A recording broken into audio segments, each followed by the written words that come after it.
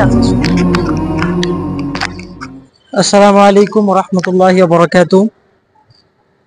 সম্মানীয় দর্শক বন্ধুরা, আজকে আমরা আছি আমাদের জাতীয় মসজিদ বাইতুল মুকাররমে।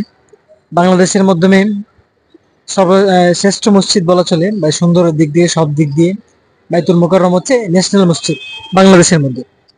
তো এটি গুরুত্বপূর্ণ একটি জায়গা, যেটা পড়েছে আপনার গুলিস্তানের পাশে বলা চলে।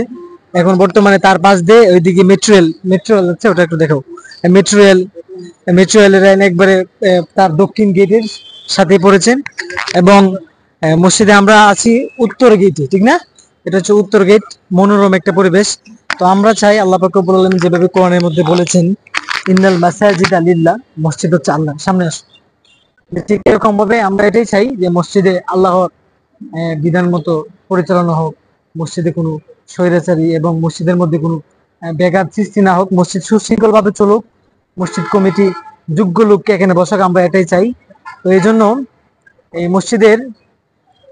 মসজিদে আমরা সবসময় আল্লাহ পাক রব্বুল আলামিনের তাসবিহ তাহলিল করতে পারি যেন ভালোভাবে, সেটাই আমরা সবসময় আশা করি। তো এখন আসরের আজান হয়েছে, আমরা ইনশাল্লাহ এখানে নামাজ আদায় করব।